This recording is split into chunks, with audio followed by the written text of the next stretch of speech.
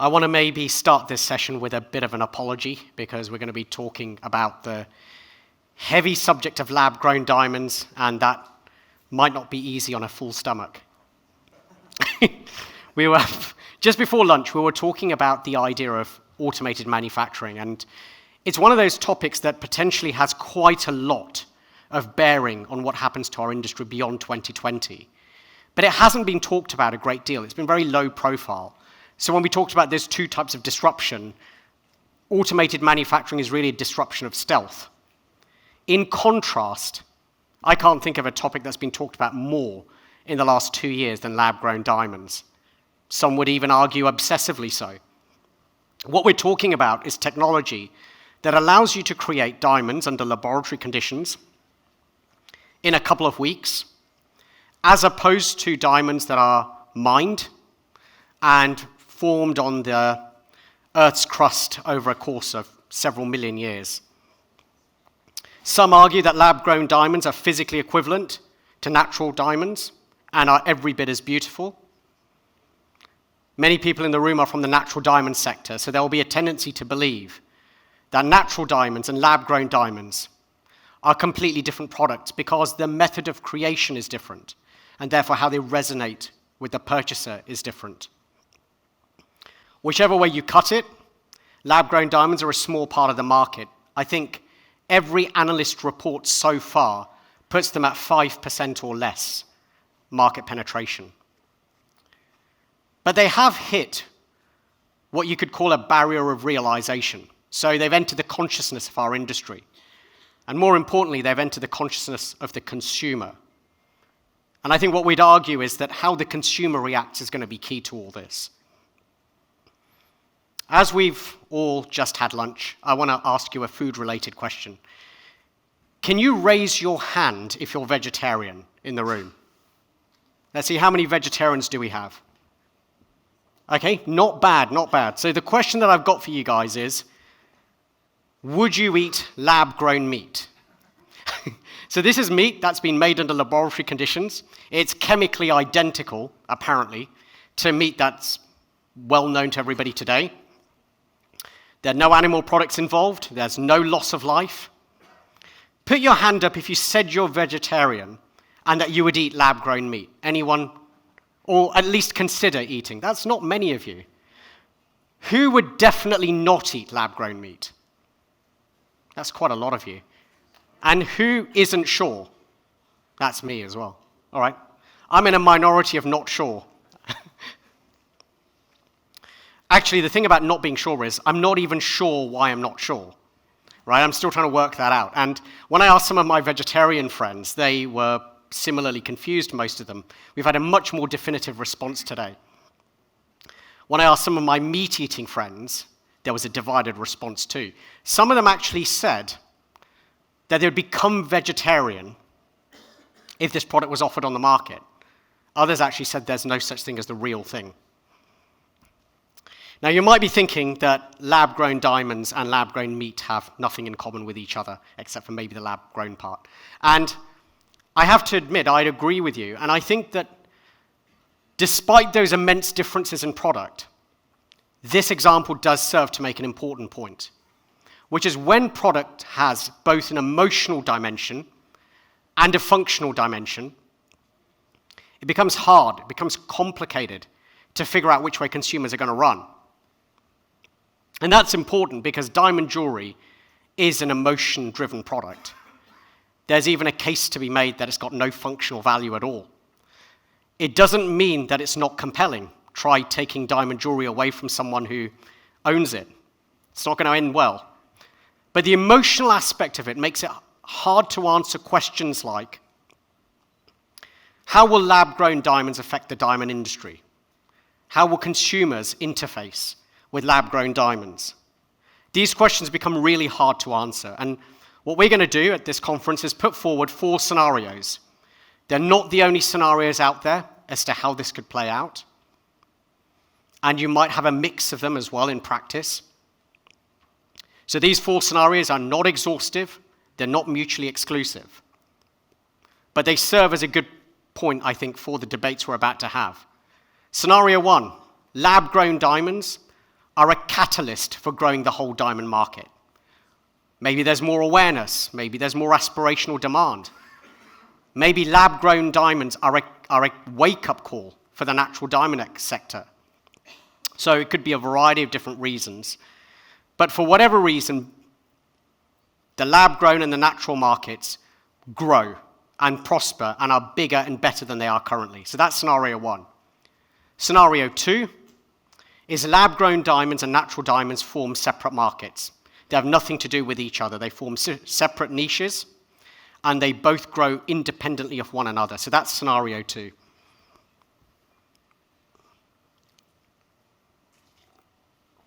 Scenario three is when that doesn't happen.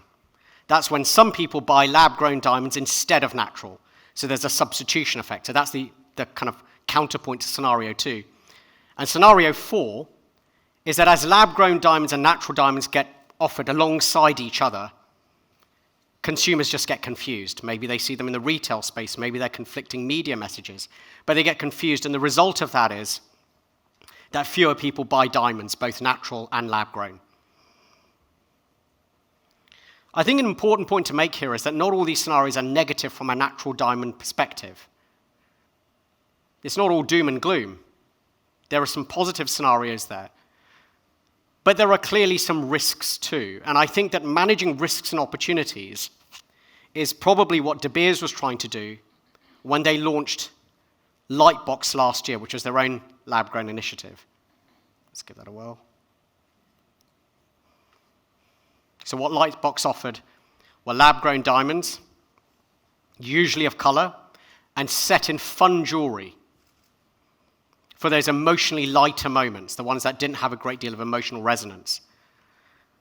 The lab-grown diamonds themselves were priced differently to natural, and they had a different pricing structure as well.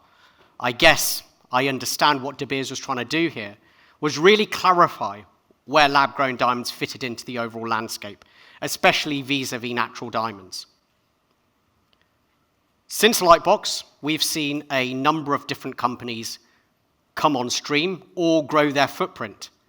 Some of them have entered the fashion sector. Others have entered the bridal area, which is the heartland for natural diamonds. And some of those bridal lab-grown diamonds have been stocked by Helzberg or Sterling in the US. And some of them have raised significant amounts of money on the capital markets. We've seen the FTC, the Federal Trade Commission in the US, say that lab-grown diamonds are diamonds, but have to be marketed as such. They can't be identified as natural. We've seen some lab-grown players take a stance that their diamonds are more environmentally friendly, have a better ecological footprint than natural diamonds. And we've also seen those claims being refuted, which is debate is a good thing. It can also potentially lead to consumer confusion. We've seen celebrities like Leonardo DiCaprio take a stance. We've seen media influencers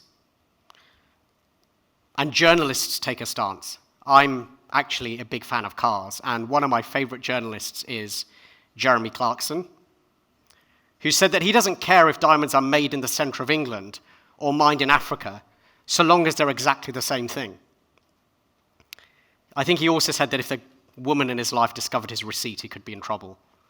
Meghan Markle, most Googled individual in 2018, one of the most recognized women on the planet today, was featured in Vogue and Harper's Bazaar wearing lab-grown earrings.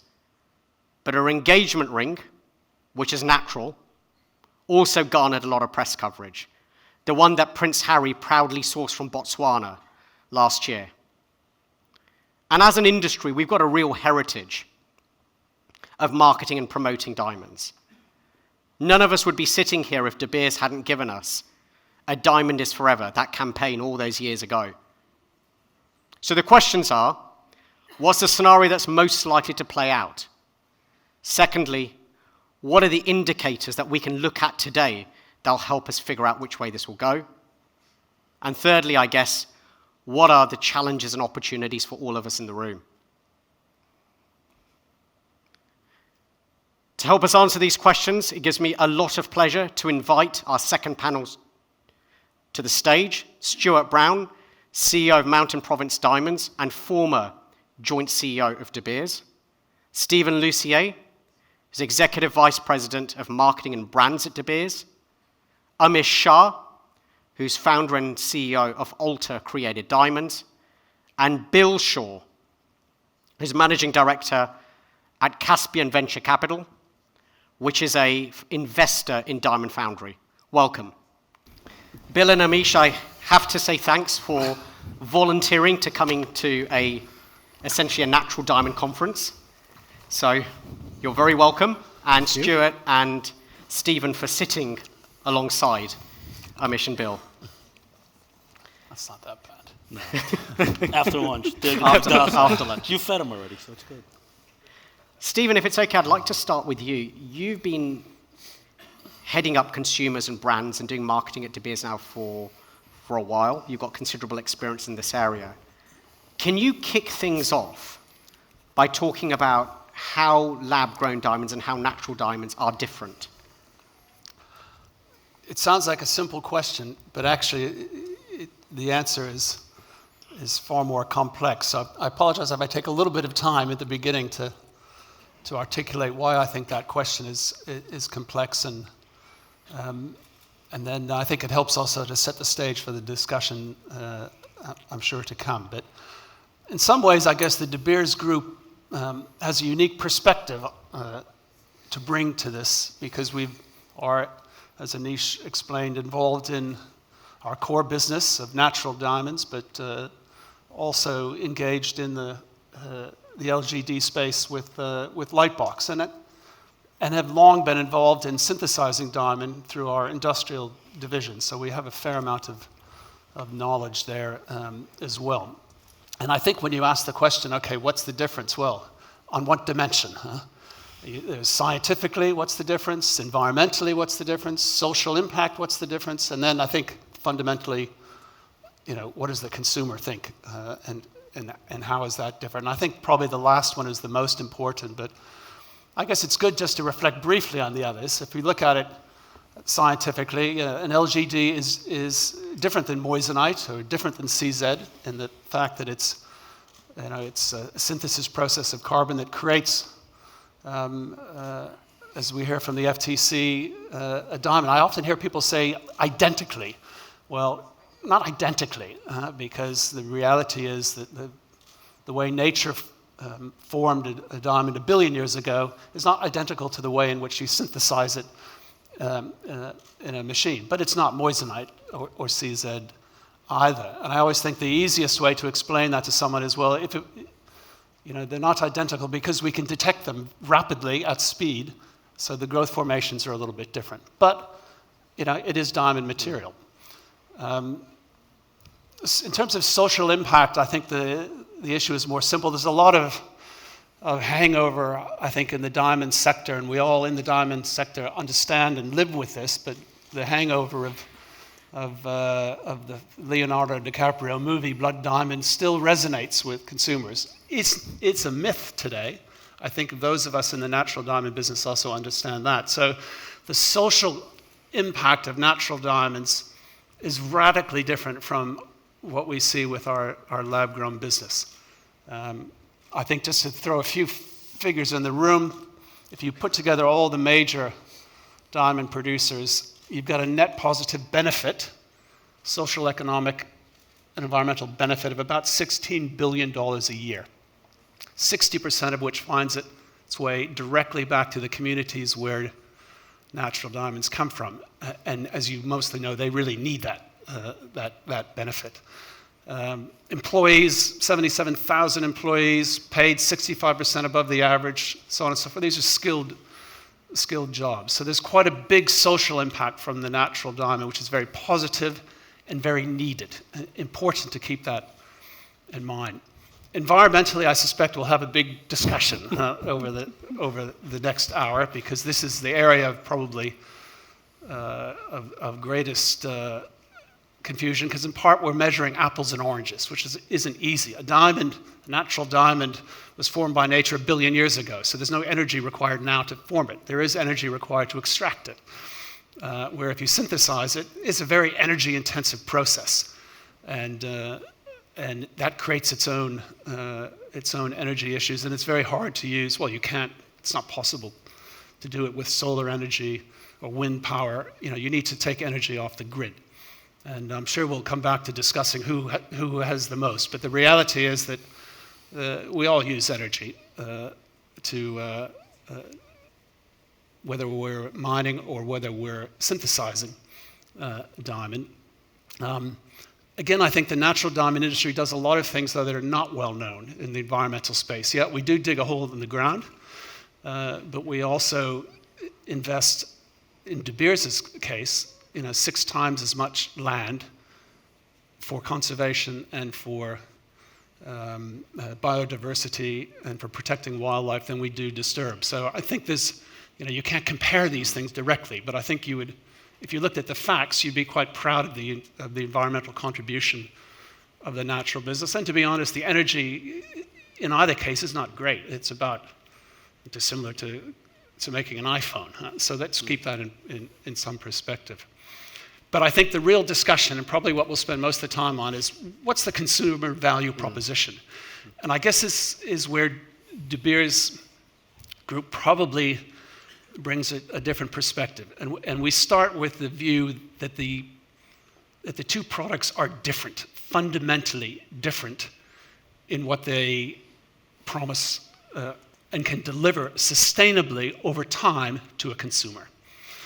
And I'll just tell you a little story that has the benefit of being true and real life.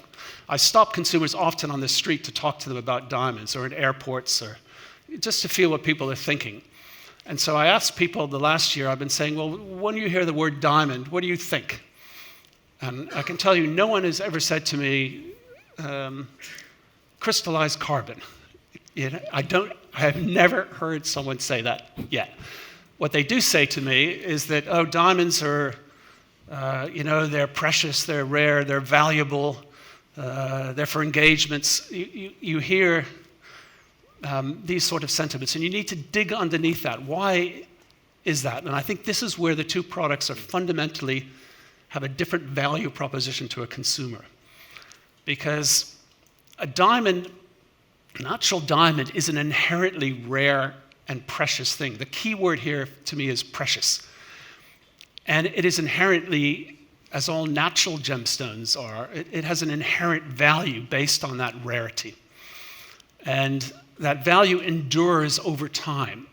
And this is the fundamental promise that a natural diamond makes to a consumer. And it is why, when they celebrate their most important events in their life, it is why they need something that is inherently precious for that purpose. Now, maybe it could have been a ruby, it could have been an emerald. De Beers helped to make it a diamond, but it had to be something inherently precious. You can't mark something inherently precious without something that is precious. And that preciousness needs to endure over time, because when you buy an engagement ring, your plan is to be wearing that in 5, 10, 15, 20, 30 years from now.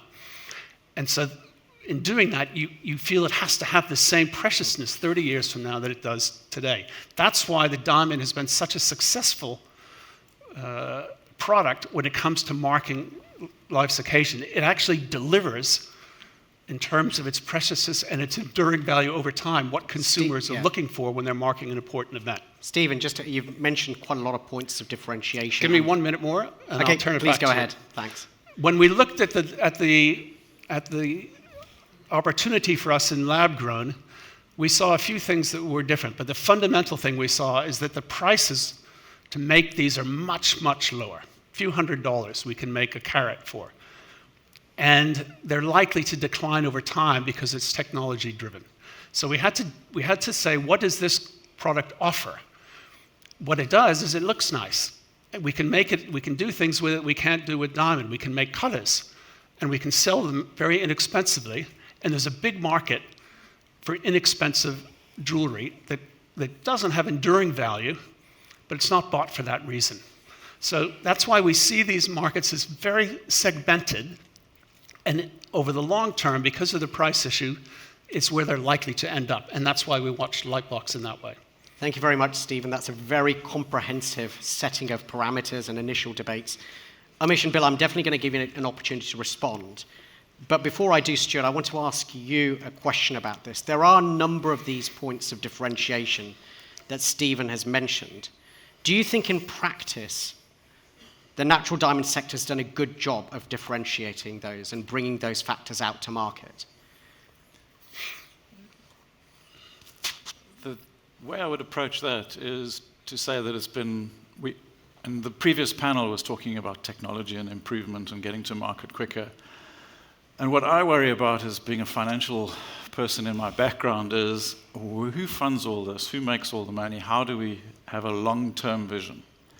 So the long-term vision for me is we're currently sitting at about $80 billion worth of retail jewelry that is diamond-related content. And if you go back down the pipeline, you've got 16 billion of rough, and then you've got X amount of polished wholesale price.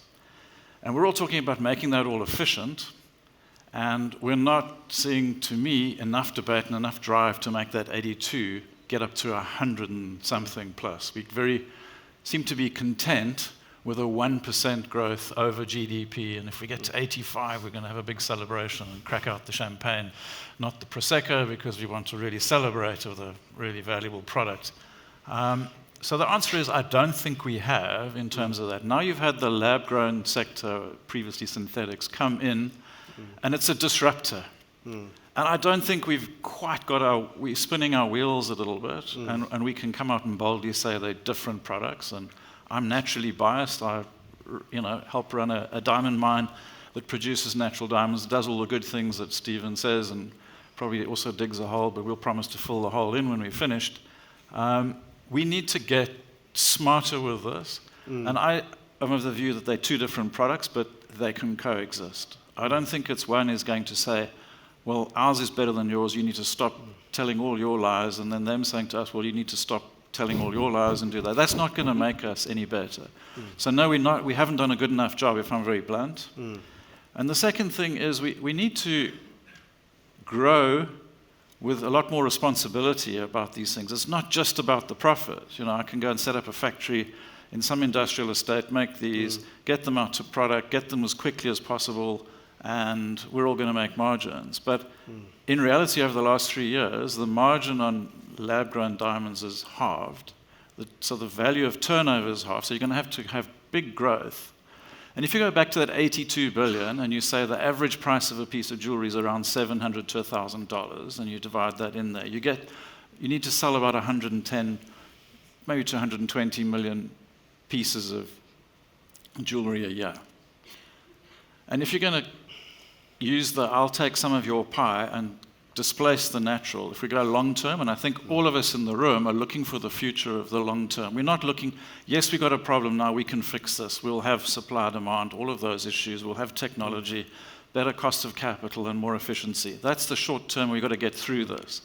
But if we accept that lab-grown is going to displace the natural, then we're going out of business. And the consumer is going to have to sell 10 times, or the consumer's going to have to arrive in the store 10 times more often to buy a piece of jewelry at a much lower price. Sure. And I don't think that's a sustainable model. I think that's a really interesting point. I mean, I think both Stephen and yourself have talked about the consumer. Amish, as a lab-grown player that operates in the consumer space, really two related questions. I think the first is, to what extent do you think consumers care about the origin and how a diamond is made? So that'd be one question.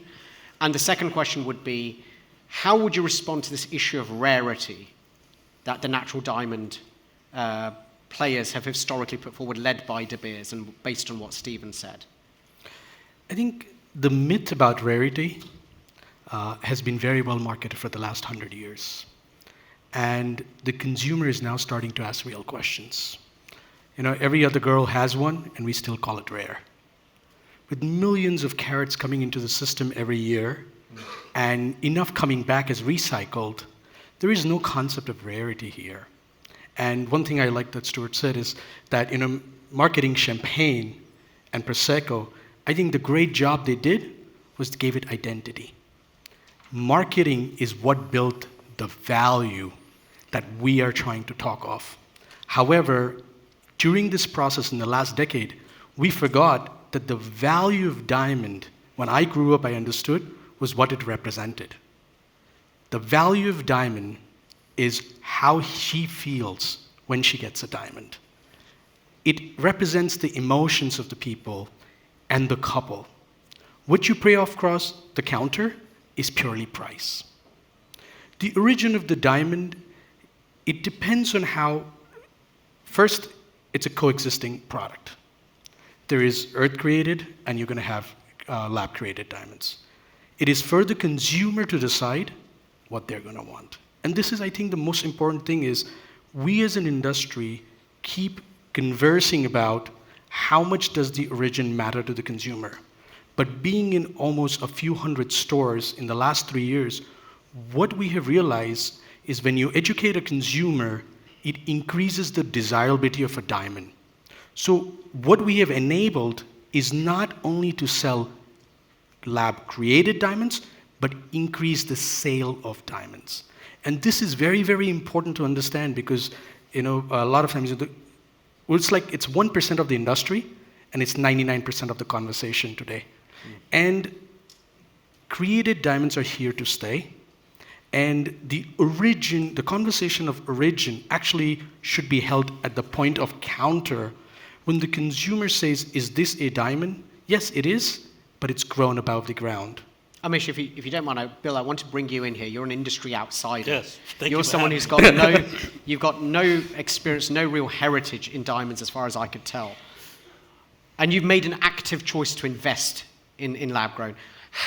What do you see as the differences between lab-grown and natural from your perspective? And why did you put your own money into lab-grown? Again, thank you very much for having me at this event. For us, the opportunity and our mandate as a venture investor is we do look for disruptive technologies. We look for sectors that are ripe for disruption, that have had dominant players, that may have gotten a little bit lackadaisical about their positioning, and where opportunities exist to extract value from their own marketing or their own positioning. And we felt that lab-grown players had a right to exist. And we felt where to deploy our capital. Do we want to be an investor in Nokia in 2007 or Apple? And we felt that we wanted to be an Apple investor. And clearly, we're a very small part of the natural market, but it's growing, and it's growing very rapidly from a very low base, but it's growing nevertheless. We've been very happy investors. The valuations of the companies have demonstrated, and their sales and revenues have demonstrated, that they can extract a very sizable market position and provide consumer with choice. And the consumer is the one that ultimately is going to demonstrate and tell us who's going to be the winner. And I think there is a role for both players, but at the same time, we have to remember the following. Together, we can explode and increase and democratize the market. I want to give you an example of Uber. The taxi market in San Francisco, the year before Uber was founded, was $200 million. Last year, the car sharing market in San Francisco, it's a slightly different definition, is $1.5 billion.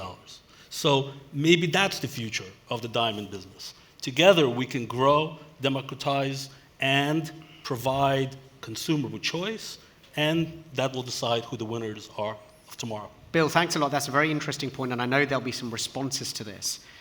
Stuart, why don't you go for it? What I just want to do from here on in is keep the conversation quite dynamic. Sure. Those are good points, but Uber doesn't make any money. That's what worries me with that. It's got great turnover, but it's not making any money, and its share price is coming down. So it comes back to the mathematics of the whole thing, and it's going to make money in the future. And everyone talks about it's going to make money in the future, but the market's not valuing it if it's going to make as much money as it says. We're financial investors, sorry. Yeah. That's fine. It's going to make it in the future. That's what so if we go and look at the future, and we've got a product that keeps halving in value, it's going, and Stephen doesn't agree with me, but if I want to buy a television, I generally look at what I can buy, and then I think, well, I can wait 6 months. It's going to get bigger and cheaper. And then if I do buy the television and I want to get rid of my old one, I've got to pay someone to come and take it away. And that's not an easy process to do in an urbanized environment. So if I'm going to buy a natural diamond or you just need to have the facts and know what you're doing. But if your product is going to get worth less and less over time, why would you buy it today? Why wouldn't you just wait and buy it when you need to buy it, or just defer that purchase? So I think there is a different value proposition, and I agree that we can get it to the 1.5 billion. I don't disagree with your example, and the business model of those, startups or whatever, the new companies are going to change the world, and we have to change with it. Back to my answer, I don't think we've yet dropped the penny that we have to change, but I'm not seeing the investment on both sides of the consumer equation to get it to that 1.5 billion from the 200 million.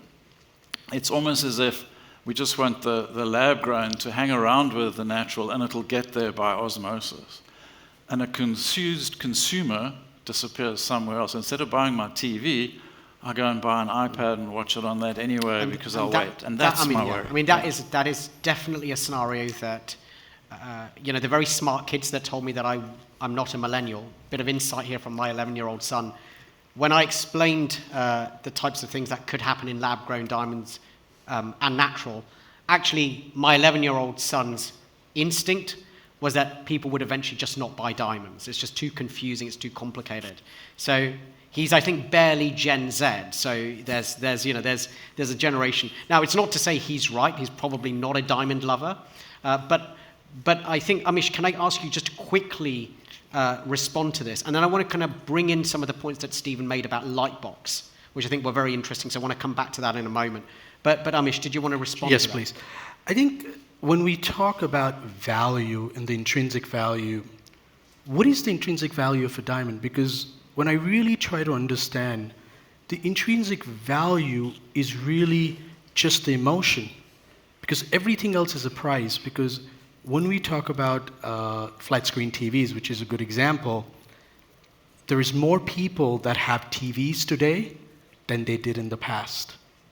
As technology evolves, the economies of scale and the improvement creates a better pricing module. The diamond industry that is struggling to make profits, the midstream I don't think has made profit in the last decade. Means every site holder, every manufacturer, you go from there to the distributor, every single one is struggling. So that the diamond industry midstream is profitable is actually, again, a conversation, but it's really not true. So technology does not commoditize a product. Selling it as a commodity does. So the value of a diamond is built when you package it, you brand it, and you create desire in the consumer's eye. The origin does not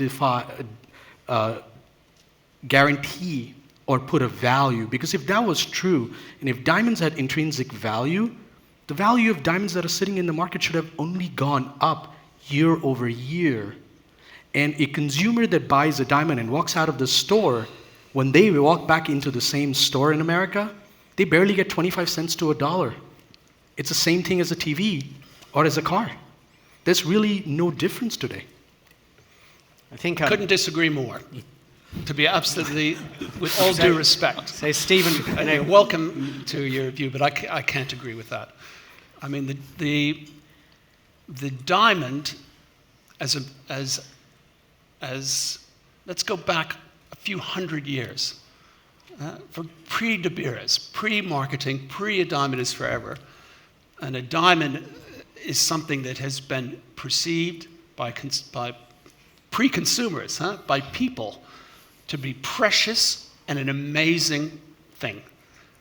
Well before 1939, when De Beers started its marketing program. And this, you're very clever with your words, origin. It's not, it's a different thing. Something that is natural and made 1 billion years ago. They're just not making anymore. It made them between 1 and 3 billion years ago. And they're getting harder to find. Each decade is harder. And the cost of extracting those and bringing them to the world is getting higher. You look at some natural diamond producers, and they're struggling to bring the diamonds to the world at the prices that are being paid. That's what drives an inherent value. The supply is finite and will always remain so, because nothing has happened in the world where nature's making more. That's just a fact. And that's what intrinsic value is. When we look at our lab-grown business, we don't look at that. We look at what does it cost to make them. And we know that we can make them for a few $100s a carat. And we know, as with the famous flat screen, it's probably going to be less in 5 years, and it's going to be less again in 10 years. But we know that bringing a natural diamond to the world is going to probably cost us more, not less. So, it's clever with the words to say origin. It's not origin. It's a different thing. And I think if you look at what is the sustainable long-term opportunity for lab-grown, it has to be to reflect the fact that the cost is low and is going to get lower. Just say to yourself, what is that opportunity does that create? And it does create an opportunity, but I don't think it's pretending that it has the intrinsic value and rarity value of a natural diamond and pricing it like that. You should treat it as its own unique thing. Stephen, very quickly, Amish, do you want to respond? Bill, just 1 minute each. Yeah, just quick. Go ahead, please. Oh, no, again, I have no vested interest in the debate. I have no legacy assets to defend. But De Beers has done a tremendous job to create a myth, in my opinion, that a depreciating asset like a diamond, it is a depreciating asset. When you walk out of the door, it's worth less. You can't turn around, go back to Tiffany's, and sell it back for the same price. But De Beers has done a tremendous job, and our hats off for that this created this image that is a thing of rarity, a thing of beauty, a thing of desire. And some parts of that are true, but not the, let's call it, rarity of it. Other gems are much more rare. Carbon is the most natural, most abundant element. And diamonds that are produced in the ground and diamonds that are produced above ground have a place. Let the consumer decide what is valuable, what is rare, what is precious. Where is that preciousness reside? At the manufacturing or the growth of the diamond, or at the point of the gift that a man makes to a woman during an engagement? Let's see.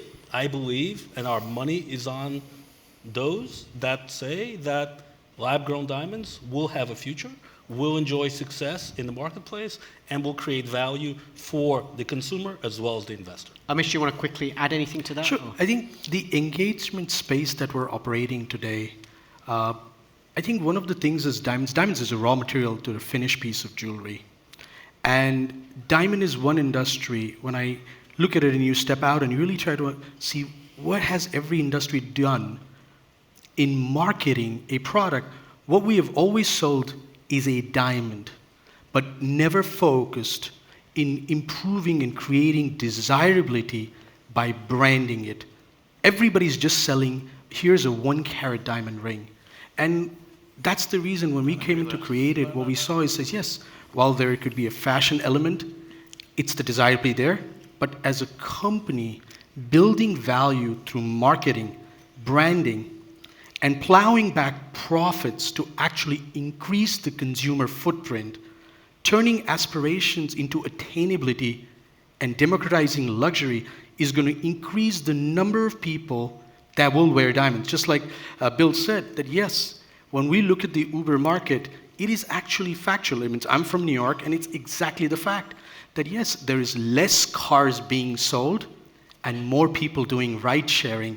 And the profit part is anyway, when we look at diamonds or Uber, neither of them are making money today. Stuart, can I quickly bring you in on this? Yeah, again, very biased in here. We're talking about an $82 billion industry, and we're talking about commoditizing it and racing down the cost curve and thinking we'll get the cost curve down and the selling price is going to stay the same. And then we just sort of blandly say or boldly say that diamonds aren't rare. Of the 140 million carats that are produced every year, I give you that's a lot. I'll give you free choice at which 100 carats you want out of that, or I can give you 100 carats. I bet you'll say, well, I'll take those ones over there. I don't want the other 39 million carats of those, because that's where the real value is. And if you go and work out how many of those translate into D-flawless 1 carat polished and up, you've got something that I can put in this glass, that glass, and fill all of these up, and I've got much room, and I've still got room for else. So I think the rarity of these, we're not making them again. And I don't have a problem with you making them and marketing them, but you're not marketing them. You're marketing them at the expense of a natural. You're saying, I'll give you this because it's bigger. And then you say, if you walk out the store, you only get 25%. That's factually incorrect. Retailers now are offering far better things because they are responding to this. So you can go into a retailer that I can't mention right now that they're doing it. They will say to you, fine, we'll sell you this. We'll have the debate about natural. And they do both products. And they'll say, you can get this or that. If you buy that product and you come back, good luck, nice seeing you.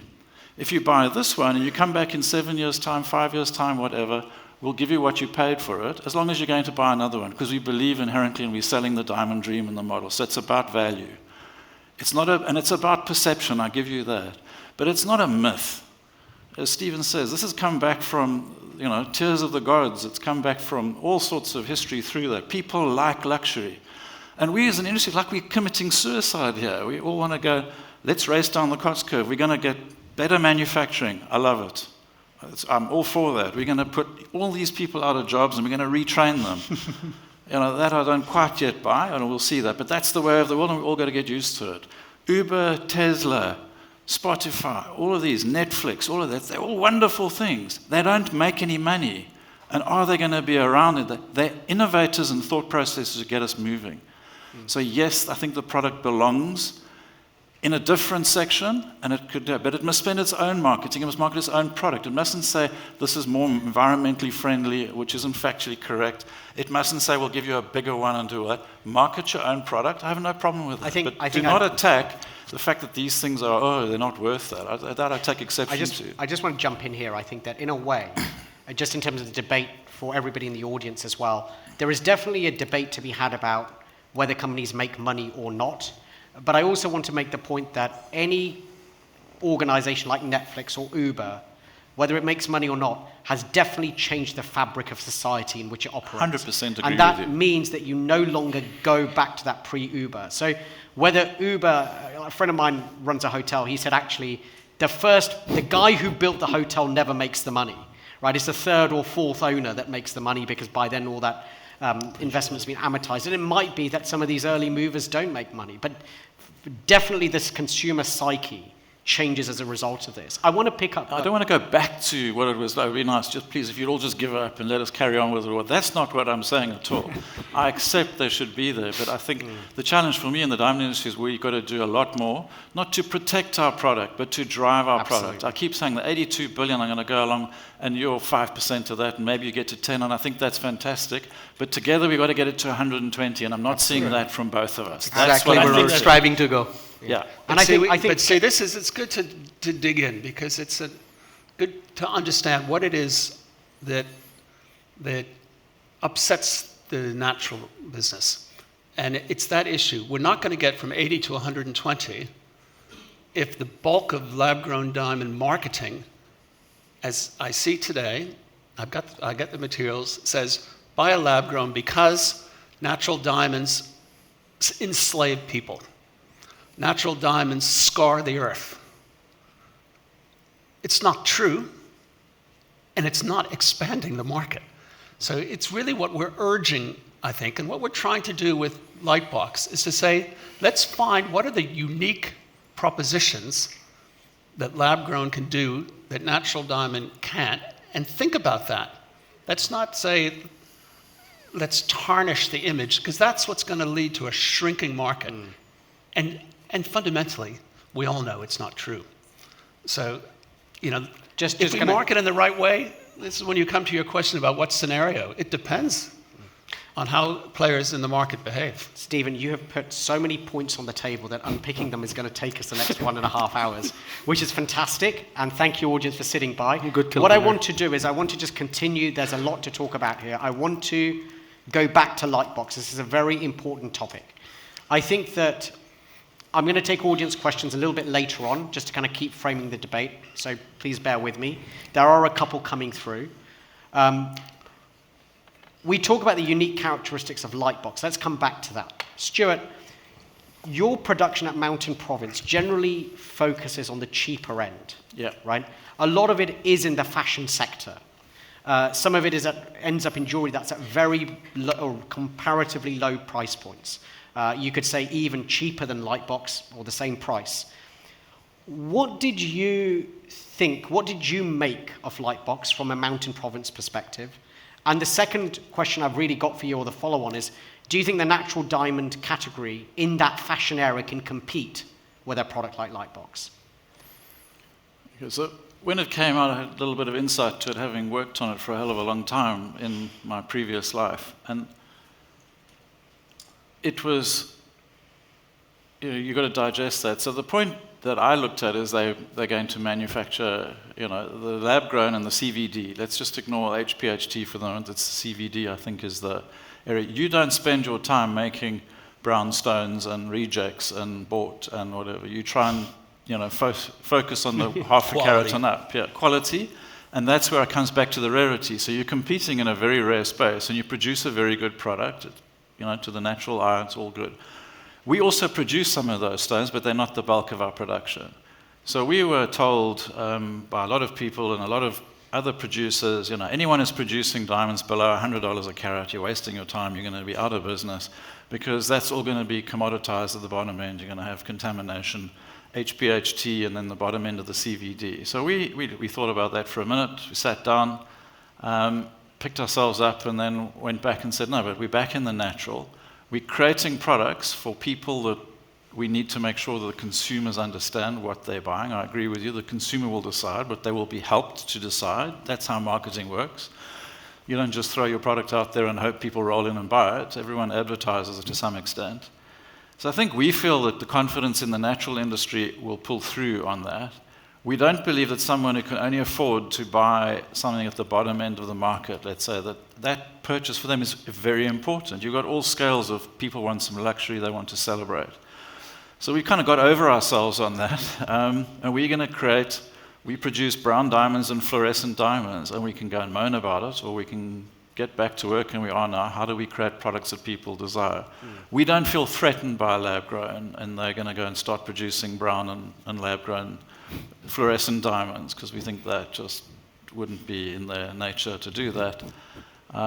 So I think we got over it, and we're there, and we make profit. And it's not just about the dollar per carat that you get, it's about how many of the carats you get for the ton you produce. So it comes back to margin and revenue, and we feel pretty confident that we'll be around for quite a long time.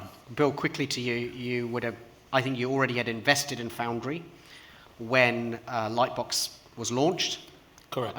So how did you react to it? How did it change your investment thesis? Again, I have to preface it by saying we're not Diamond Foundry, we're investors in it. But having, obviously just speaking to the company, Lightbox has been a godsend, so thank you. The company has been very, very happy because it legitimized the positioning of its products with a lot of purchasers. The company has been reporting to its investors that its sales have skyrocketed after Lightbox because those purchasers who were reluctant maybe or hesitant felt legitimized, and we have seen... Bill, very quickly, what do you mean by legitimized here? They've been buying and starting to buy from the company. Okay. Whereas before they were hesitant, now they became more comfortable, and we are seeing very sizable transactions going through. Again, I'm seeing it only on the shareholder level, but sales have, increased significantly as a result, and profitability as well. Amish, you're a bridal-focused Yes. play. Lightbox is not bridal. Lightbox is about, as I understand it, Stephen, it's about meeting a consumer need that was previously not met. It's about positioning lab-grown diamonds differently, but also playing to the lab-grown strengths and meeting a consumer need, growing the market. You operate in the bridal sector, Yes. which is very firmly an area that natural diamonds have been dominant in. How has Lightbox affected you? I think the introduction of the price point fashion line was almost an acknowledgement of the category. Because until then, growing up in the business, come from the fine jewelry business, I think the friends who are either site holders or manufacturers at all different levels, they always said a mining house would never go into this. It is impossible. They'll never do this. And I said, but this is a consumer opportunity. The consumer is to decide what they will accept. When we came to market and we looked at the opportunity of lab grown, I've been in this 13 years. It started in 2006. When we were laughed upon at the JCK in 2006, when we created diamond jewelry and put it across. Because everybody said, you're crazy. Nobody will ever buy this. And that's why when we came back in 16, it was clear that the industry needs to be bypassed and the conversation needs to be had with the consumer. Let the consumer decide what they want to buy. However, the platform of the retail community is very important to reach out to the consumer. We don't sell to the consumer directly. Before June of 2018, we were in X doors. Today, or probably just the year end of 2018, we were in about 3 times the stores, and same store sales were over double. And this was a result not only of the introduction and the announcement at JCK, but importantly, FTC stepping in. The combination of these two removed the skepticism that the retailers were having, because we have statistical data, because the data clearly showed, and this is something that everybody was scared that if we brought lab-grown into our stores, our revenue will go down, something like what Stuart said, that sales will go down. But we have statistical data, not of 1, 2, or 20 stores, but a few hundred stores that show that if marketing is done properly, today an Ultra-created diamond beats the average unit retail in the same store that has mined diamonds forever. Stephen, I'd like to ask you if you wish to respond, and in particular, since you launched Lightbox, was there anything that surprised you since its launch? Anything you didn't see coming? I mean, it was new territory for everyone when Lightbox came live.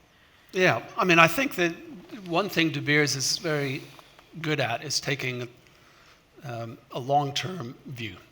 And a lot of the things we're talking about now, I see as very short-term discussion. Because today, consumers don't have a real thorough understanding of what the two products are. So we're discussing in a world which is not yet real. And I've heard the argument that some say, Lightbox legitimized. Maybe it did, maybe it didn't. Our sense was that lab-grown diamonds were inevitable. Production was going to come largely from China, where there is going to be volume production. Huge, potentially huge volume production. So production is no longer an issue for us. And the view we took is that if we look forward to the future, what is going to happen, particularly to price? I mean, what's happened since we launched? We've seen a 65% decline in the wholesale price. Not the necessarily branded, but the wholesale price. So the price is coming down rapidly because Lightbox can sell for much lower, and people realize, well, we're not probably the low-cost producer even. And if we can sell at those prices, then the production costs are very low, and they're going to come down. So what was driving us was to try to think forward to it. And I think if you think forward that the prices are going to come down, what should you be doing now in order to position the product in such a way that it doesn't harm the overall consumer attitude toward diamonds? And I think to try to bring that alive, I think I looked at my Rolex watch. Okay, if I bought this Rolex today, say it costs $5,000. If in 5 years from now, I go into a store and I see that identical Rolex selling for $500, what am I going to think? Probably, I'm not going to be very happy with my Rolex anymore because it's not what I thought it was. And so our view was that the best thing to do was to position the LGD product as the $500 watch now. Because that's where it's likely to end up, and that way consumers, if they're spending $500, it's the value proposition. They say, well, that's what I thought. That seems okay to me. There's a use for it. Stuart, I mean, I have to ask that begging question. do we think the diamond industry is like Rolex? It's probably not at the moment going to buy your product back at the same price you paid for it. No. I think the diamond industry invests a huge amount of money. I think it's got so much invested in the capital of the mines, even in the factories and the lab grounds. If I call that the diamond industry, you know, so we're not trying to differentiate and say you shouldn't be there. The cost of production at Alrosa, you know, what is it per year? You've got to cover those costs. The myth is that all miners make money. There's people in this audience running mines that, you know, barely cover the cost of capital and struggling to pay debt. We've got a huge debt bill. So the industry has a future. It's got to wake up. But I think this is, again, you pointed out, it's 1% of the turnover and 99% of the debate. So when I'm out marketing our company, we're publicly traded. You know, it's when is the market going to recover, and tell me more about lab-grown diamonds. So you get a bit frustrated with it because you're not talking about adding the value. I think just the size of the conference here today, if you look at the building that you're in, you know, the Diamond Center, that's cost a few $100 million to build, and we need to ensure that we provide that legacy and investment going forward. But I think we've got to work a lot harder at this, and I don't necessarily buy into, well, the consumer will decide. I think consumers are the last person. It's like voting for governments. You don't want to ask the electorate because they know nothing. Can we quote you on that? Someone who's got a north. Amish, I'm going to pass that back to you, but I've also got a question to ask Bill about this long-term versus short-term. Amish, over to you. I think two things that as seniors and veterans in the business, as you said, are absolutely true. Number one is the value of a brand. If the industry is only going to trade in LGDs, then it's always about the race to the bottom, because sadly this industry has not learned how to build value. You know, they've not learned how to market because we sell like leather bags on the street of Fifth Avenue, while there are leather bag manufacturers that actually put you on a wait list when you want a bag. They're both bags, but they built value. And this is one thing the industry hasn't done. When we came to market, it was the same scenario. Either we could take an LGD, which I don't like to call it as LGD, because either we can just call it a leather bag, or put the brand name right before the bag. And I think that is something the industry, be it mined or created, both needs to do. That is 100%. And the other part is today's consumer. Today's consumer is something that Anish said this morning, and I liked it because it's not defined by age. Be it 18 or be it 88. Their source of information of news is not the newspaper that they pick up locally, but it's Google that picks up what you read if you're sitting in America and something happened in New Zealand a few hours ago. So their extent of knowledge is very, very high. The level of education that a consumer has today is beyond anybody because the access they have is far ahead. We should not mistake our consumer that is making a decision today based on the knowledge that are they buying an earth mined or created, that they didn't know that.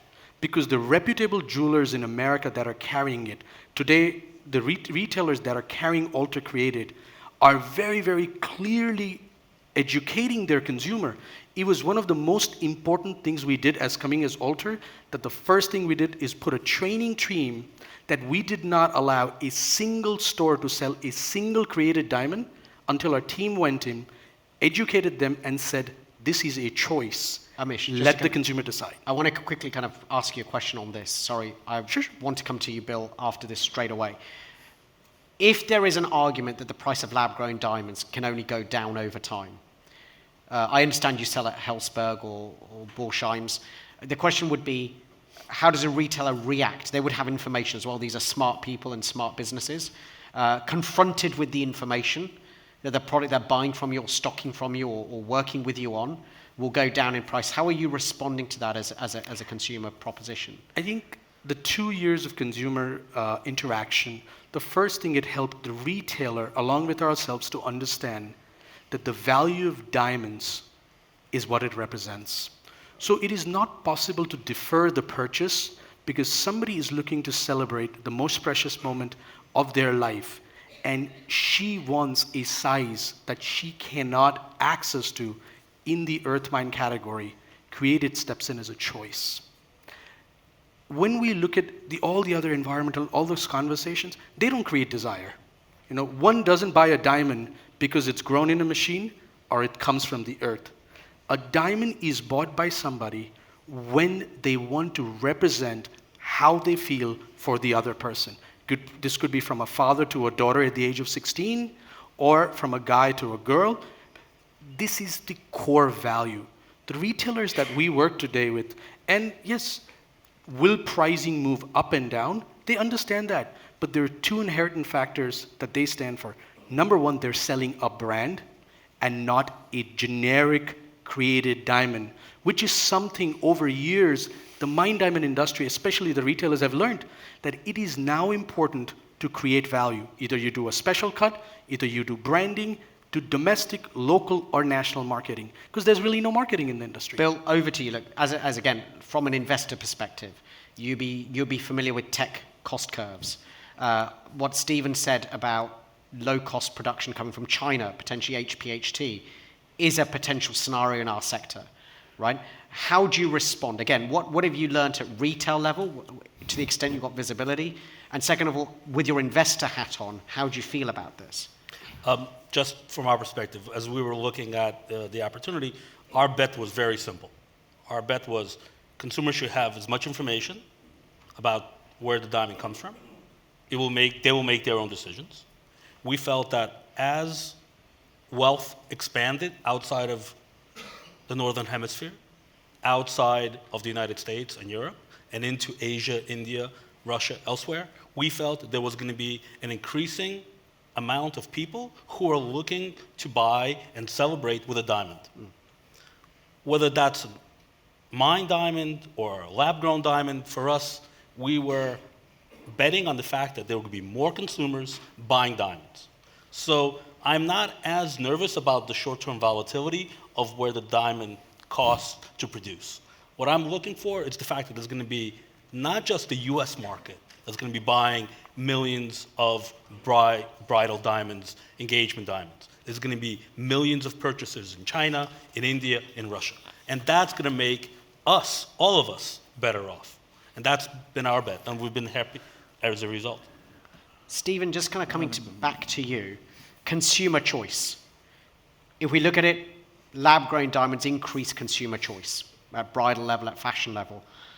How do you view that increase in consumer choice? Do you view that as a positive? How do you see that, given your experience? Yeah, I think the key to the whole thing is accuracy and truth in what the consumer is presented with, and then by all means let them make their choice. And I guess we're in a phase now with consumers don't really know. There's an enormous amount of confusion. If you present it one way, they think one thing. If you present the information the other way, they think a completely different thing. They don't know yet. So time, it needs time for the understanding to grow. But I think sure. where I struggle with the point you make is it's not just emotion. The reason that a product has to be inherently a precious thing to symbolize the most precious moments in someone's life over a long period of time. And that's a really important difference. It's why when we look at the diamond market, we see distinct segments in that market. There's a market where people want to buy something to mark an occasion where they expect that 20, 30 years from now, they're going to still remember that. And that piece will be, to them, precious. And part of being precious is as valuable in their mind as when they got it. And they can leave it to someone because they're leaving something of an inherent value. And then there's an adornment fashion market. And that's a different market. You're buying for some different motivations in that market. I mean, I think... And that's why when we looked at for Lightbox, when we looked at where the opportunity was, that's where we felt the opportunity I guess... Why? Because I think that you're buying for a different reason. I mean, I just want to kind of keep moving the debate. We could do it transpires an entire day session on this, and I think thank you very much for bringing a lot of information to the table. I just want to kind of say that in terms of stats and value, the majority, I understand, Stephen and Stuart, correct me if I'm wrong, of natural diamonds don't end up in engagement rings, right? So the debate for me is not only constraining it to the bridal side. I know there's been a discussion, Amish, on your side on bridal, and there's almost kind of two perspectives, right? So one perspective is it's okay, we all agree there's an emotional component to this, right? So there's no doubt about that. The question is then looking at other components. One component is value, intrinsic value, and we could argue that Rolex is intrinsically valuable, even though it's a mass-produced product, but it is intrinsically valuable because of the way it's been portrayed and the way it's been marketed. But there's also an experiential part, right? That's why honeymoons exist. That's why selfies are so valuable. You know, you have that once-in-a-lifetime hotel, and then you can look at the photographs afterwards and say that's... So there are multiple dimensions, but I want to come back to some of the other diamond categories, which are very important for many of the people in the audience as well. And I want to just go back to those 4 scenarios, Stephen, and give you the first opportunity here. So 4 scenarios, I'll try and just bring them back on screen, which I think you guys can't see. And I just want to be clear, these scenarios are not gospel.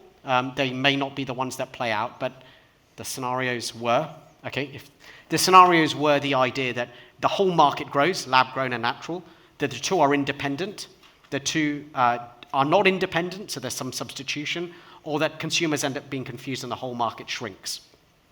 Stephen, where do you sit on those 4 scenarios? And do you think any parts of the natural diamond market are vulnerable? I think those scenarios are interesting, and I think that it depends. Which scenario comes to life depends upon how the actors in our industry act. The reality is, if the LGD producers decide that the way to sell their product is to attack the ethics and integrity of the natural business, then we're headed to one scenario, and it's not the bigger market scenario. That will put, my own view is that will put people off the category as a whole. If the natural producers and natural players do a good job of creating new buying opportunities and educating young consumers about what makes a diamond precious, then there's an opportunity for that to grow. I think the reason why De Beers entered with Lightbox is we see that if it's marketed in a way that brings something new to a category where diamonds can, then actually there's opportunity. It's why you see in Lightbox blues and pinks, because, you know, except for the world's gazillionaires, people can't really buy blues and pinks. And I'd never drill a hole through one to put a chain on, which I could do with a Lightbox product. And if you look at the diamond, from the diamond producer standpoint, you know, if you look at diamond jewelry below $500, it represents 4% of the value of what we produce. So it's not a significant category to us today, and there's opportunity there. But, you know, it depends. It depends very much on how the natural business promotes itself and communicates, really importantly, the good that diamonds do. And it's really important how the LGD players act. And whether they decide that they're looking for an incremental market or they're looking to just cannibalize existing natural business. I want to dedicate quite a significant part of this conversation in a moment to marketing, because there are definitely different things going on here. Stuart, you've got a financial background. I understand there are a couple of investors in the audience as well. When you are drawing up business plans at Mountain Province today and looking at these 4 scenarios, which of the 4 scenarios, or let me ask you different, what sort of scenarios are you considering as realistic in your planning when you're looking at economic viability of your mines? And I think we've woken up to the fact that we need to do that, and I think we're on the second one. We separate, we're still in the same categories, but there's 2 different streams and 2 different consumers. Because I think if we go in any of the others, you just cause, you know, how many representatives of the pearl industry have you met who thought that was a great idea to do that? Natural versus cultured. They don't exist anymore, and pearls are still very nice. You know, if you watch people wear them, they can look very elegant, but they're not worth anything. So if we take the maths back to the 80 billion and we say everyone, we drive us out, and because that's our strategy. We're going to take market share from them, which is a criticism of some of the jewelry retail industry. They like getting the door traffic from some other retailer into ours and thinking we've had a great year, they've had a bad year. We're still at 82 billion. We need to get up. I keep going on about this. So I think if we make that natural jump, I'm sitting in the second one. That's how we're doing our business planning. We're not hopeful that it's going to think. We do think that enough people in this room, enough people in the industry, was in Antwerp all week prior to this. That's where I'm spending a lot of my time. And we're not going around bad-mouthing, lab grown. I think it has a place. What I would say, and this is what Stephen can't say, is when these chaps wake up and get going really hard, they're going to come quite hard at selling this $500 dream, just to paraphrase Stephen a bit, when Lightbox really gets its factory going, and how they market that. So, and to your point, it has legitimized. I do think it has. I don't think De Beers are out to destroy their own investment in the natural. They're there to create another one. And I think if we all work around that, then I'm stuck on number 2, Anish. But I have to be there. If I believed in any of the others, then I would be offering my investors a different strategy. And it wouldn't be digging a hole in the ground. I think we've got to talk about marketing, because I think it's all coming down to that. And I think what I want to kind of put forward as a hypothesis to the audience, or a working way of looking at this, is, let's, for argument's sake, and I'm definitely not a marketing expert, and I think I've got the least amount of marketing experience on this stage. For simplicity, I look at marketing at a category level. So how much has, as an industry, as a category, have we built kind of just category equity, which operates as a baseline? An example in my mind that comes to my head of an industry that's done a very good job of category marketing is avocados, right? Like 20 years ago, who ate avocados? I think hardly anybody. They're not even that healthy for you, apparently, someone tells me. But now they're fashionable, and everybody eats avocados, and they're cool. Right? So that's an example. And most people who eat avocados didn't even realize they were the subject of a marketing campaign. That's how good it was, right? So that's an example. That's kind of my current poster child of this is category marketing that's been done really well, right? That's a baseline. But then on top of that, but avocados work fine, because although they're ingredients in salads and things like that, they're a standout ingredient, and everybody knows they're the hero in the food world. The second part of marketing is the branding and the specific marketing. So this is where someone like Pandora spends 10% of their turnover on marketing, their retail turnover on marketing. Stephen, my question to you is, do you think as a diamond industry, along both of those two dimensions, and I know that I'm kind of like the kindergarten guy here, and you're the kind of university professor when it comes to marketing, but taking those two categories as a simplistic model, do you think we've done enough? I think that the issue is have we done the right marketing, and is what was right historically the sort of marketing you need to do today? My own view on the natural diamond marketing is that we need different streams, and there are different tools to handle that.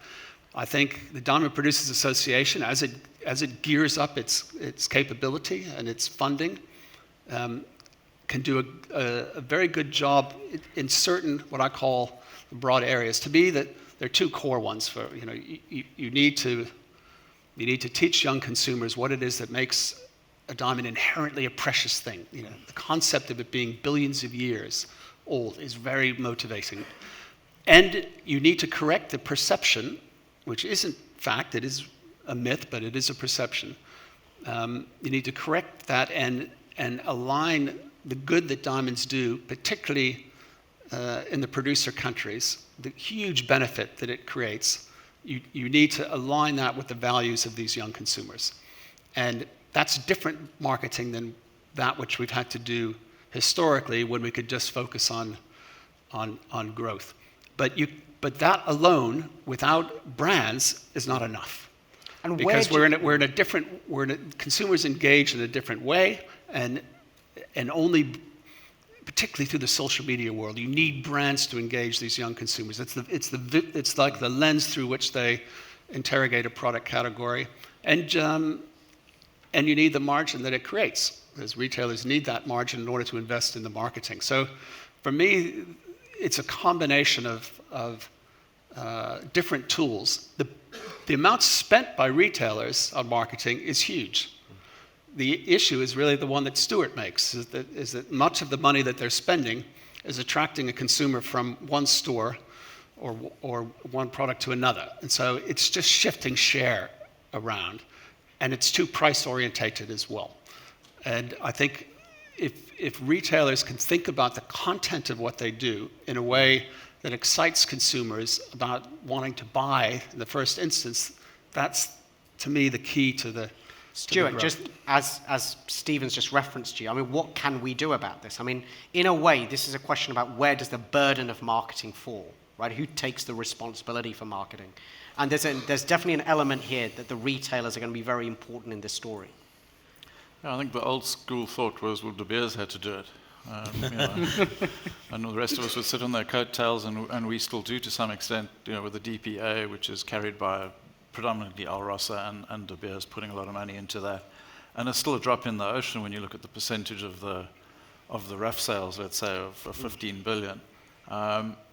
But we do need to get smarter, and I think we've got to realize that we're in, I don't want to use the word crisis, but we're in a difficult market. We started the conference with that, those words in time. We also use the words like precious. We've mentioned a huge amount of time in that by many people that have spoken in this. But the acknowledgement of building brands, I think Amish raises a good point there. It's, the guys selling the handbags have got this done nailed. They really do it well, and they sell you one every 2 years. And most women have got a cupboard full of the things that they don't really use anymore, and all you can lug stuff around in them. We've got to get smarter at it and join up with all of these gem and jewelry councils in different countries, trying to do that. We're not coordinated. So I think from us on the producer side, I think it's good that there is a Diamond Producers Association there. It's cutting its teeth, and it's getting a lot better. It's brand new, really, relatively speaking, for a billion-year-old product. But yeah, we've got to spend a lot more of that and get close to the retailer, because there needs to be a grand plan to get to the 100 million, whether it includes the dual stream and it lands up being, 20 billion of lab grown and 80 billion of natural. I'm happy with that.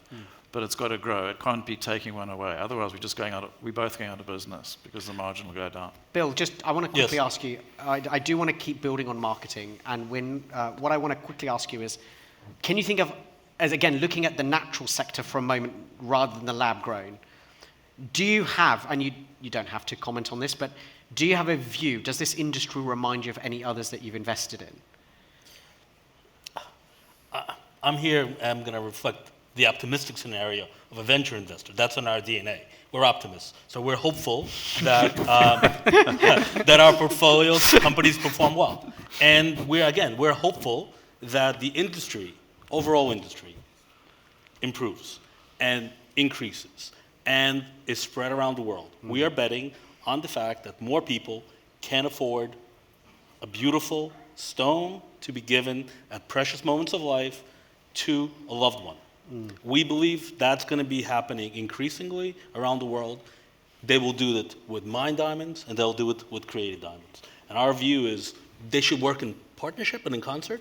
And if, again, I'm sure that my esteemed colleagues would welcome the opportunity to co-market at some point with the diamond producers to make sure that we are marketing effectively and we're creating the right information for the consumers. Because again, I think consumers, especially young consumers, are very knowledgeable. They have access to information, and they're going to be voting with their dollars. We have done surveys, and we have looked at surveys, and maybe it's not totally representatives, in about 40 stores in California. Not a typical, probably, audience, but we have found that millennials are voting for a bigger lab-grown diamond, fully understanding the issue of how it was created.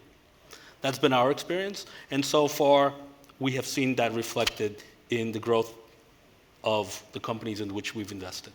But again, I'm hopeful and I'm very much optimistic that the industry will grow and become bigger and healthier, and we all benefit as a result. Stephen, I think I definitely want to ask you to respond to that, and I also want to kind of bring in another element, which is that for many decades we've had very successful category marketing in our industry. It's worked very well. the lab-grown element has come on the scene in the last couple of years. And in a way, the issue of natural was, at least in my eyes, I don't know about anybody else here, at least in my eyes, was not intrinsic to the A Diamond is Forever campaign. And to me, the idea is almost that we've got to bring in a wedge between natural versus lab-grown in quite a short space of time, actually, as an industry. You know, we've only got a couple of years to really do it decisively, right? So talking about millennials, talking about, you know, Bill's experience, Stephen, how do you think that millennials, given this context, can be marketed to? I think that millennials, it's a matter of understanding what they care about and then articulating to them the value propositions of the different products. You know, the principal difference between millennials and the generation before, I mean, there are lots of differences and in our sector, but as it relates to this particular discussion, is the issue of values. So what good does your product do in the world? And that is an area, a new area of marketing for the natural industry, which it needs to do well. The truth is very strong, the fact base is very strong, but it's not well marketed today. And I think that's a really important factor for keeping millennials with our product. You know, what our research tells us, though, and time will tell, so we'll see, but what our research tells us is that many of the millennials who are engaging today in lab-grown don't understand yet the issue of the price curve. And it doesn't matter if you're buying something just for a few years and then you're going to buy another and another. Well, it doesn't matter what happens to the price curve. But if you're going to wear something for a very long time, it does matter what the value of that is in 20 years. And they don't understand that yet. And I'm not suggesting that you should, in your marketing, tell them it's not your job. But they need to understand that, and then we'll see for what purpose they choose to buy it. And again, the Lightbox marketing has said that in some areas they are interested. It's not a, it's Amish, a pretty thing. Comment on that? I think there's two parts. One I would like to respond to this is we keep talking about the part of buying a diamond for value. And if we step for a moment aside from the emotional and the value that the diamond really represents, and we start talking about price, I think it almost becomes even worse because the value or the price of a diamond for the consumer who comes back to the store is only 75 cents he's able to sell it. And the concept of, you know, we keep talking about, oh, the consumer comes back to the store, gives that diamond, and he actually gets full value. He doesn't get full value. He's required to buy an even larger diamond. What that means is he's not going to be able to sell back his diamond. He's not able to cash it back. Gold has intrinsic value. It can be traded at a commodity market. But mutual funds will bet on bonds and gold. They will not bet on diamonds. Because if that was true, D Flawless 20 years ago was a different price, and today is a different price. Consumers are not stupid. Consumers are educated. Consumers are smart. And with generations comes a change of lifestyle, buying pattern, and how they look at products and how they experience them. The experience. People today don't purely hoard product. The world of hoarding is gone. Today is the world of experiential. And that's why, I've said many times, that actually if you look at the travel industry, they've done fantastic category marketing. You look at the leather bags, they build value. When we talk about Rolex, they build brand value. But what did we build? Diamond. And the core of ours becomes something where you go online and you go to a website and you have 200,000 diamonds listed. You go to a trading network in New York and there's over 1 million diamonds out there, and we're talking about trying to build value. The consumer, the price of a product is determined by the desirability of a consumer. If the desirability of Louis Vuitton drops from where it is to 10% straight from that 100, the price they're able to charge will either have to come down or that company will have to shut down. And this is what happens to any product. So if we invest in desirability, which is branding, and marketing the product by building profit into the system, we actually have an opportunity to revive the industry. But sadly, right now, means this is the part when we look at from the mine part, because yes, our family is still in the earth mine jewelry, be it US, China, Australia. We manufacture, we design jewelry, we still build and sell. It is a struggle to take out 5 points and say, why don't we call a good marketing company? Maybe we'll build a marketing campaign. Can I just quickly, if I may just, you misunderstand my point about value. It's an important distinction. I'm not saying investment value. There are diamonds which people buy for investment value, Absolutely. but that's not what I'm talking about. Yeah, when I say, and to me the key word is preciousness, and part of preciousness is what value do I see in the world it has. So when I sell someone a natural engagement ring, I don't expect them to want to come back and sell it in a year. They're not investing in it. You hope that they don't either. Well, we reset it for them if it doesn't go the way they plan. They're buying it to wear, and they're buying it to wear for the rest of their lives, and in their mind, they're going to leave it to someone else. So the question of what intrinsic value it has is when I go into the store 10 years from now, and I look to see a diamond similar to the one I had, does it have a value? And they see that it does. And so they know they have something when they wear it 20 years from now, which they feel is precious and valuable, not an investment. So it's a different issue. And that's where I worry about the two products, because I think the price curves will diverge. I do want to talk about this. Let's continue. I am having some questions from the audience, but actually not that many. Can I quickly just invite people that if they do have questions to continue? This panel is taking longer than planned, so hopefully you've still got the stamina to stick around. I think that my priority is to give the panelists here an opportunity to respond to each other, because there are so many debates that are going on.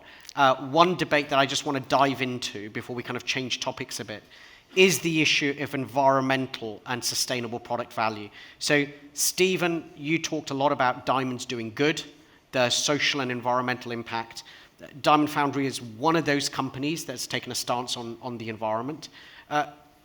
Bill, do you want to talk about that a little bit further? I'm not a spokesman for the company, so I'm not really going to do that. Other people can do that more effectively. But I will say that clearly there is a way to produce in such a manner that you don't have an impact, a negative impact on the earth. And I think it's very laudable that companies like De Beers and other natural players have taken up the challenge and are trying to do good as they extract those resources from the ground in places like Africa or Russia.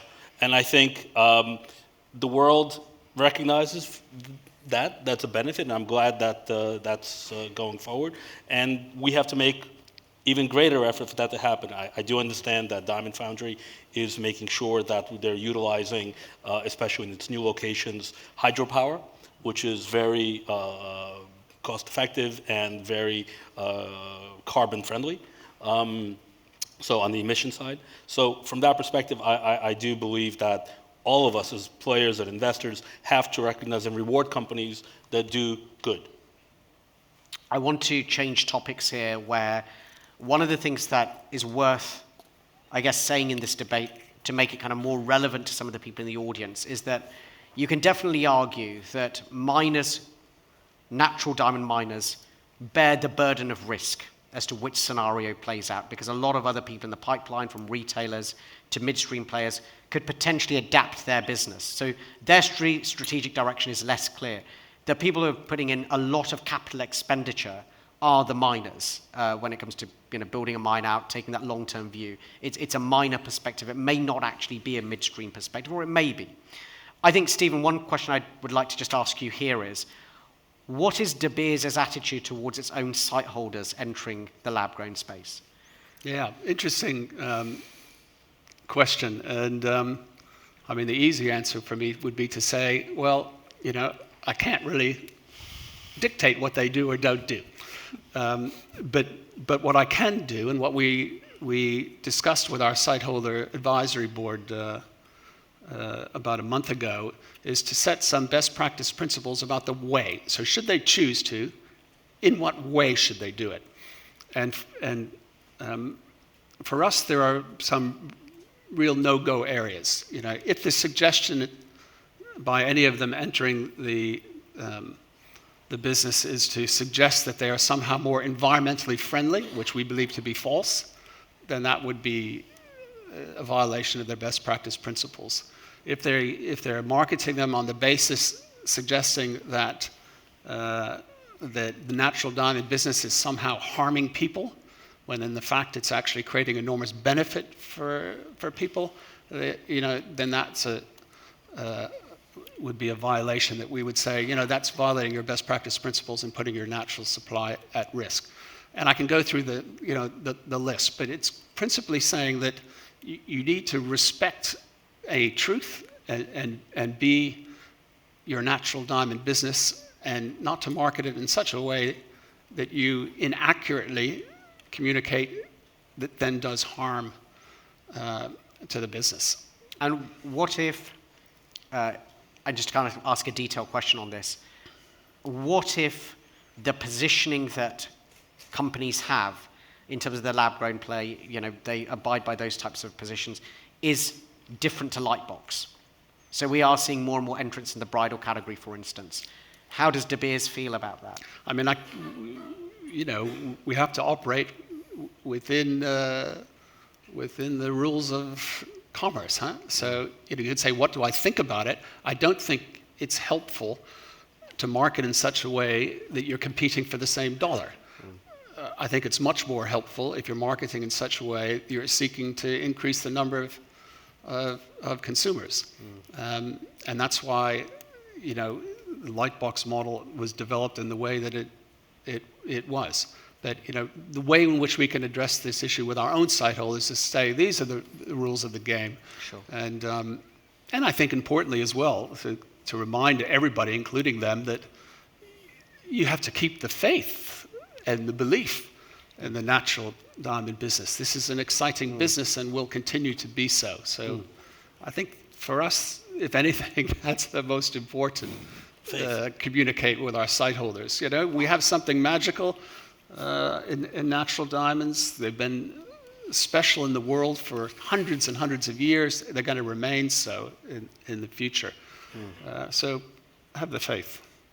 Stuart, as a mining company that has arguably, you know, more exposure than other pipeline participants, how do you think miners need to change, if you in fact think they do need to change, the way they interact with the natural, with the midstream, with retailers, if they're to really grow that natural sector?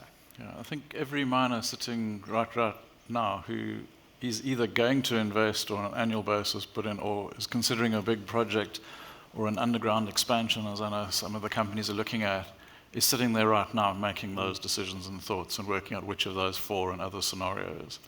I think what we've got to do is acknowledge that this is a long-term business that we're in. This isn't going to die tomorrow, but we need to look after it and think long-term.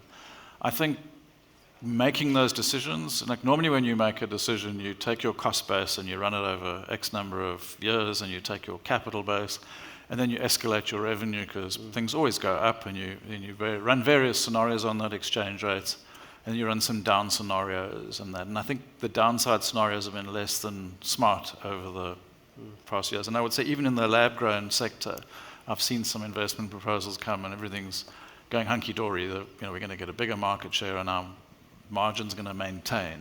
So you have to be a lot more, I think, wide awake making those decisions. And then I think when you've made that, you've now got to work out, you've got to go a lot harder and talk to the retailers. You've got to engage in that pipeline. You can't just, the old model, we'll go to our broker, they'll sell our diamonds and we'll go back to digging. I don't think that's going to work anymore. You have to make a lot more of an investment, and we're working with retailers right now on our product to add value. I think that's a good point. It's not just turn it from rough to polished to everyone makes a little margin or not. And you know, I think if everyone in the room was saying, well, how much money have we made over the last 5 years, and looked at that on the cost of capital, should have been in a different business. And we need to make that thing. Amish, when you pitch lab-grown to retailers, and they often are in the kind of same, yeah, let's say they've got some knowledge of the diamond category, they've got knowledge of natural. How do retailers respond to you introducing a lab-grown product to them? I think it was and what motivates them to carry it, I guess? I think it was very different 2 years ago because there was skepticism. The few early adopters that stepped into the category, I think the core reason they entered was because they were the closest to the consumer. The ability to bring a brand to the consumer, educate them, and offer them a product as a choice was the first step. What they've realized in the last 2.5, 3 years that the product has been in stores is the importance of branding and marketing. Created diamond category has helped infuse energy across the system. Yes, there is better margins, and I think I'm proud to say that that the created category has far better margins, not only at the growing level, but at the distribution midstream level. We're almost giving birth to an entire new midstream that has margin. It's so interesting that we're probably between 1% and 2%. I don't even think we're 5% of the category today. But when you look at the factories in Surat, 10% of them right now are cutting created diamonds. The exports from India are almost double year over year if you look at any quarter.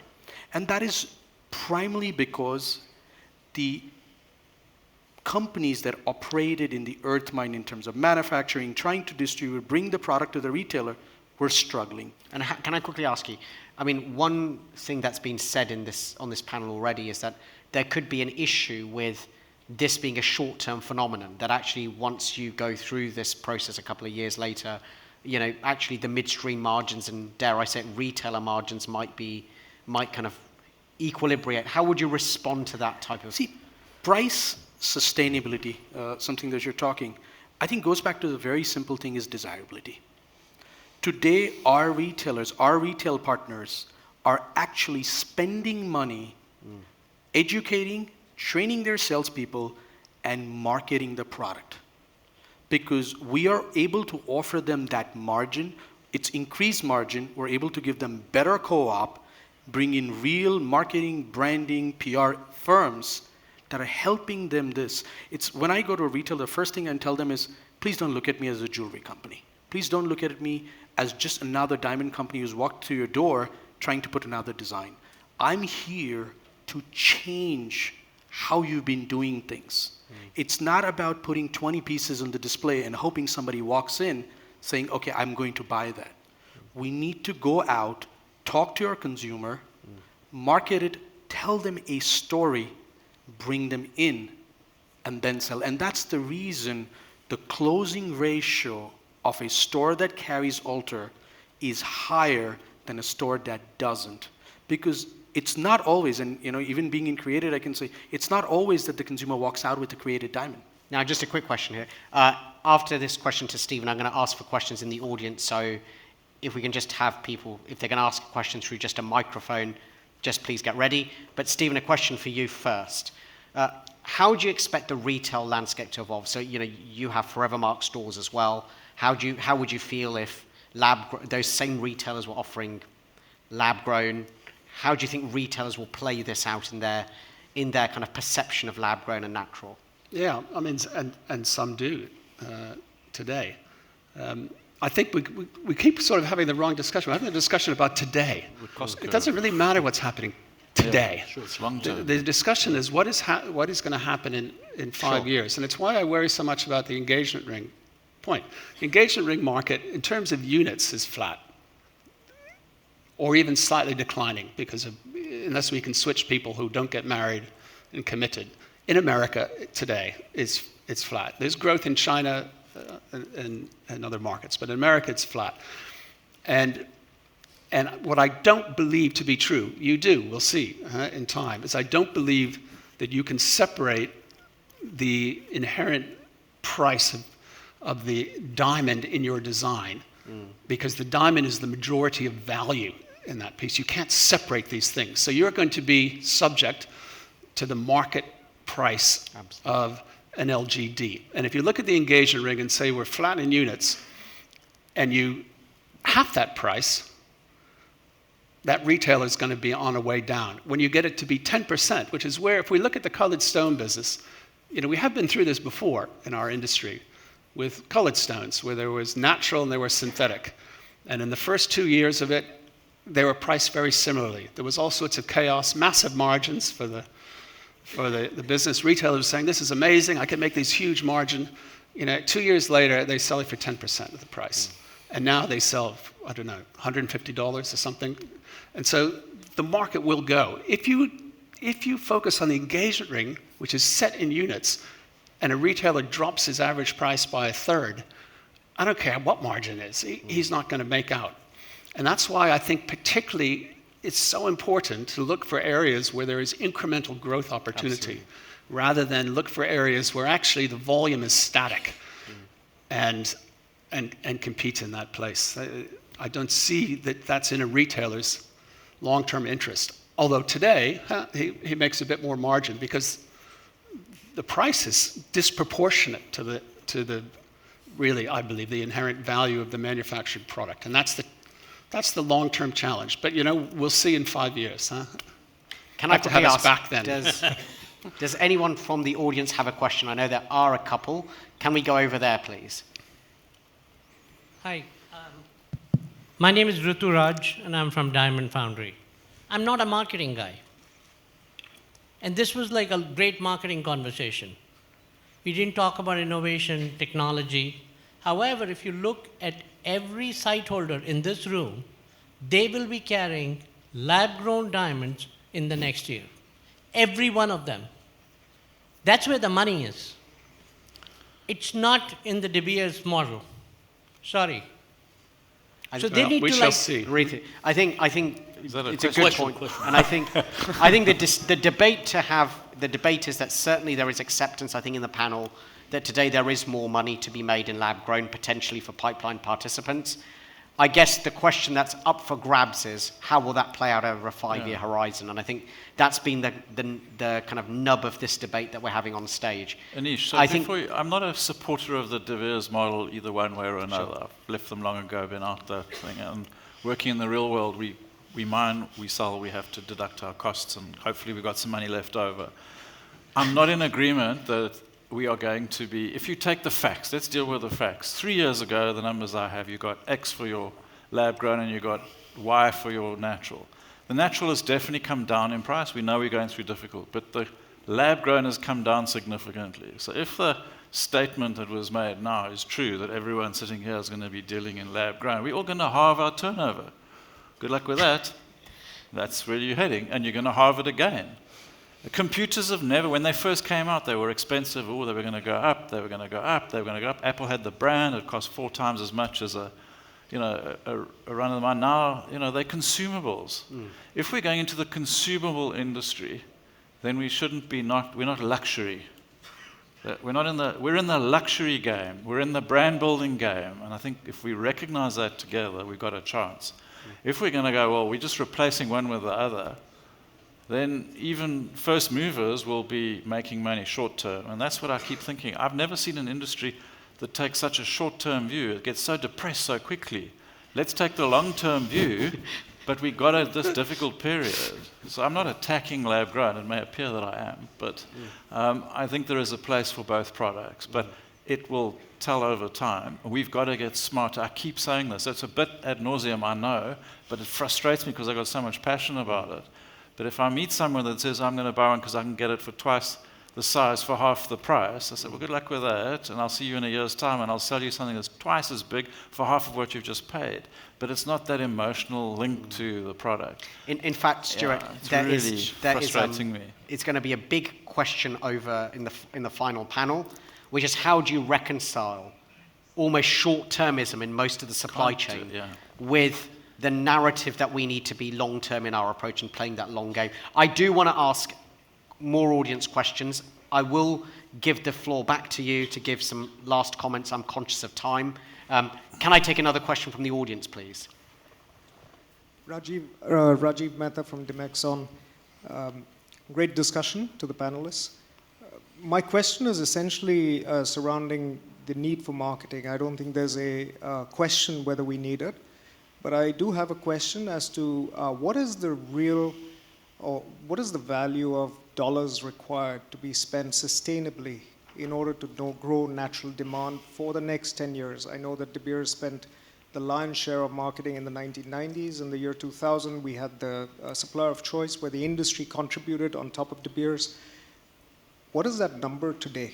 And Anish, that question, I mean, as an eminent consultant, I think your views also would be Okay. appropriate. But I'm going to give Stephen the first crack at this. Thanks. How much can you guys give me? He's an ad man. Is the answer. I mean, the question is more difficult than you think. Now, the natural industry has been increasing substantially its marketing expenditure. If you look at the DPA, there's 70 million that wasn't there 3 years ago. And if you look at De Beers, we're investing, including our contribution to DPA, something now near $180 million. So there's a significant investment, but it's different. Retailers today spend multiples of that. So it's why I keep coming back to how can we work together on the content of the marketing by retailers.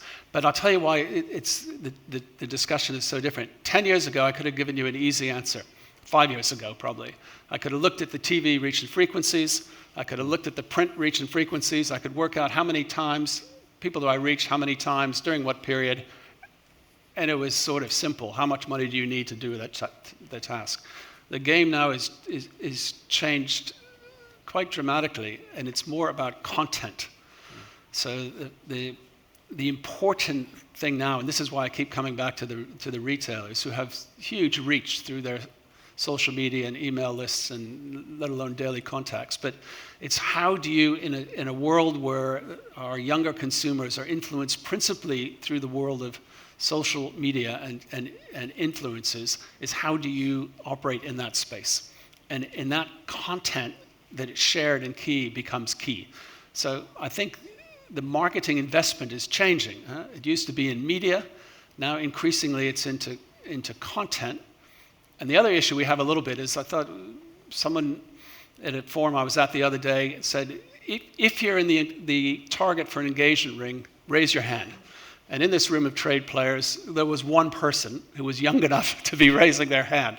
And so he said, if the rest of you are seeing my marketing, I'm misspending, because I'm trying to narrow target it to a very small group. So we don't see it in the same way that we used to see broadcast television.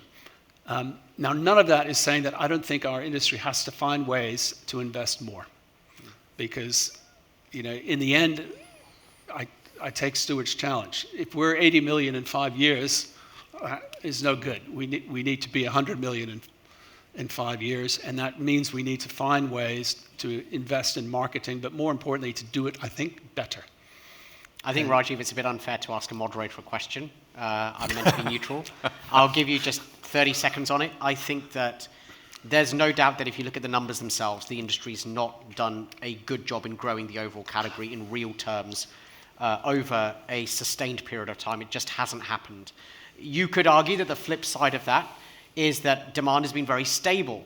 In fact, there are very few raw material categories that have a more stable profile than natural diamonds, and that's pretty amazing considering people don't really need natural diamonds, right?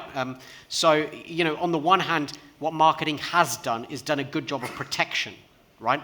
I think whether it's done a good job of creation of demand, I think is well up for debate. And I think my own view, it's a personal view, is that on both fronts, on both category marketing, I think, and on brand building marketing, there is space to do a better job and to be more cohesive and to make sure that as a diamond sector that you don't, I think, we don't just look at, let's say, a millennial generation. Gen Xers have tons of money. Car companies, for instance, have cashed in on Gen Xers like nobody else. I think that there are lots of different consumer groups that we can tap into, and there is potentially that 10x opportunity in the diamond sector, which potentially lab-grown diamonds are part of. So I think it's a mix of different things. Another question from the audience, please.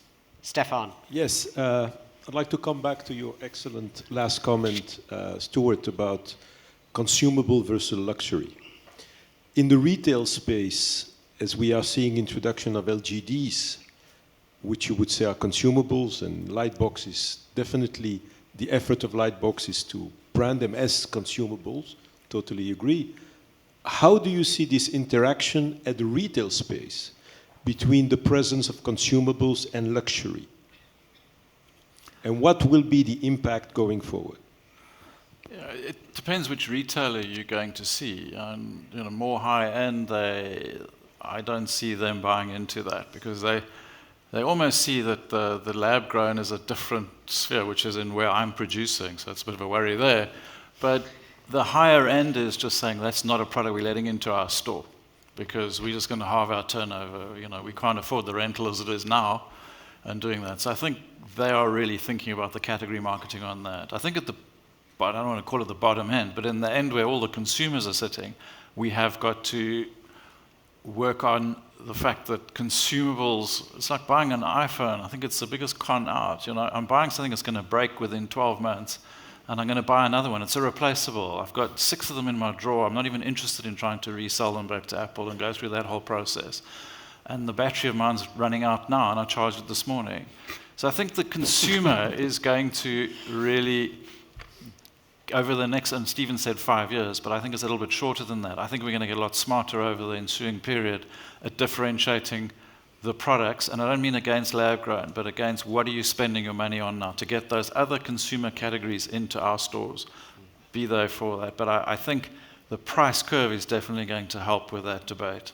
Can I quickly take... So I'm not sure it answers that question, but I think there might be other people who have that. Sure. I think luxury is getting redefined.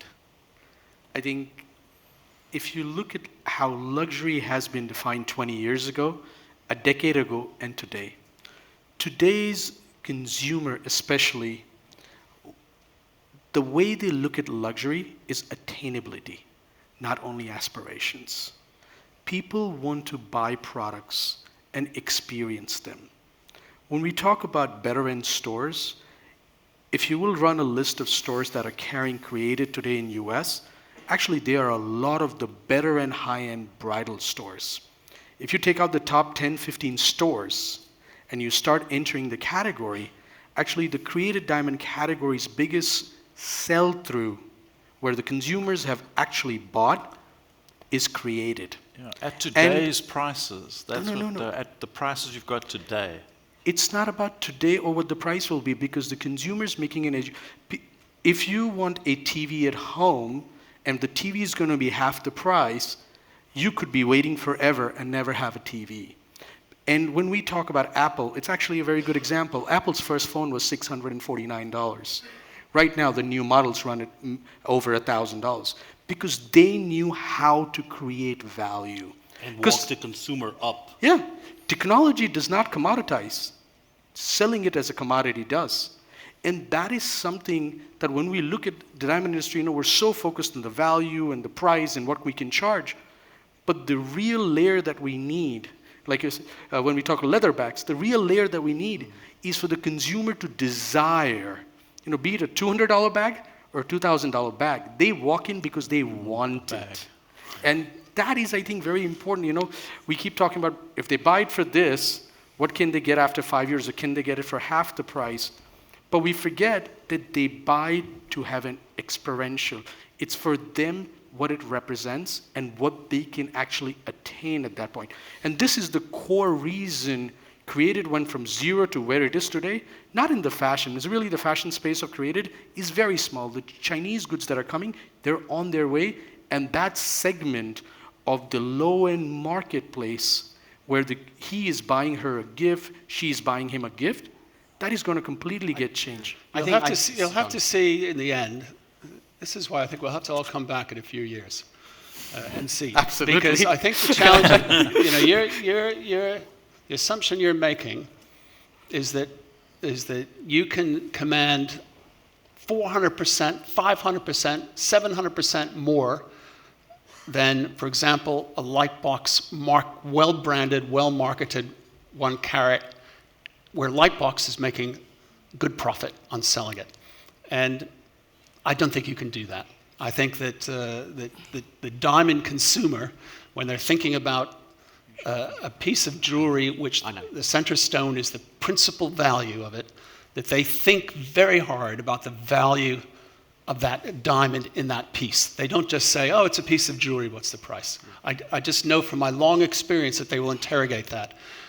And you'll have to say, okay, you'll have to explain why at $800 a carat or $400 a half carat of top quality lab-grown diamond, the best quality, you can sell for 5 times that. That's your challenge. We shall see. Sure. We shall see. Time will tell. Just a very quick one. Like, in the interest of time, we can't take any more questions. I do want to give every panelist an opportunity just to make a minute of closing remarks. I think, one, there are many topics we didn't cover today. My apologies. One topic, for example, which just came out tangentially in that, is does lab-grown technology create more avenues for product innovation, for instance? You know, that was something we didn't cover. Can you just offer a whole different category of products which then may or may not cannibalize natural, may be additive to natural? You know, we've seen entire rings made out of diamond, which I think is quite kind of an interesting development, and that potentially could be the tip of the iceberg. I just want to say we didn't discuss or debate that. There are other things that we didn't discuss as well in quite a lot of depth. I think that we're going to have to pause. I just want to quickly ask you that if you have any remarks that you want to make at this point, and you can, you know, keep to about a minute or so. Bill, maybe starting with you because you haven't said something for a while. That's probably the hardest challenge of the day. Keep to a minute. 1 minute. To a minute. And go for it, Bill. Thank you. Again, it's very interesting to get a lot of the insight from industry players, understand their concerns, but also try to be hopeful and see a vision. When we invest, we're looking and hopeful that our portfolio companies outperform, do upset the markets, upset the incumbents.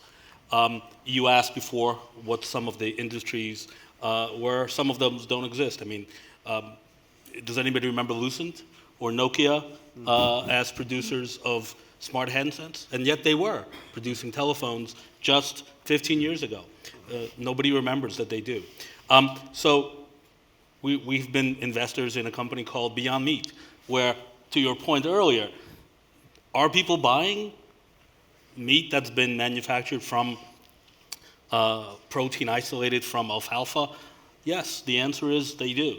And as investors, we've been very happy with its valuation. And again, we invest at a very early stage. We're early stage investors. So we look for companies that have not had the traction of a De Beers for hundreds of years. We look for companies that look to rock De Beers' boat a little bit. And we, yes, at some point, look to cannibalize in their, you know, to gain market share from those existing players. Stephen? Oh, that was more than a minute, wasn't it? Yeah, no, I'm trying to cut this. This is really hard for me. 1 minute. That's the hardest thing I've had to do all day. I think that we see these two product categories as offering, in the sustainable long term, forget today, the sustainable long term, two completely different value propositions, and they will segment in time. You know, the natural diamond is an inherently precious material that has a finite supply. They were made 1 billion years ago. We're not making any more, and that gives them an inherent preciousness. In the lab-grown business, we can make as many machines as we want. You just put a new machine in. We can make as much as we want, and we know that the cost is very low, and we expect that cost to decline significantly over time. And so we want to find ways that we use the advantages of that low cost and something different to create a market which is not competitive directly, but creates incremental jewelry business. Amish? Created diamonds today is an opportunity, not only at one level, but an opportunity almost to revive a part of this business. It's actually bringing in margins back into the system that will enable us to build brands. I'm a big believer of marketing, and I believe that unless we will add value that is going to create desire in the consumer mind, it is not going to be easy to come out of the state of the industry. Created diamonds is connecting with the consumer. And the most important part is, if you're not going to offer the consumer a choice, you might not be the consumer's choice tomorrow. Stuart, over to you. Okay, I think I give this up with a general health warning to the industry. We're at the long-term view, and most people have been in the industry, a huge amount of their lives will come from a family business that's been in for a long time, or De Beers has been in for 100 years, plus 120 something. We're at the cusp of making, I think, being misled here.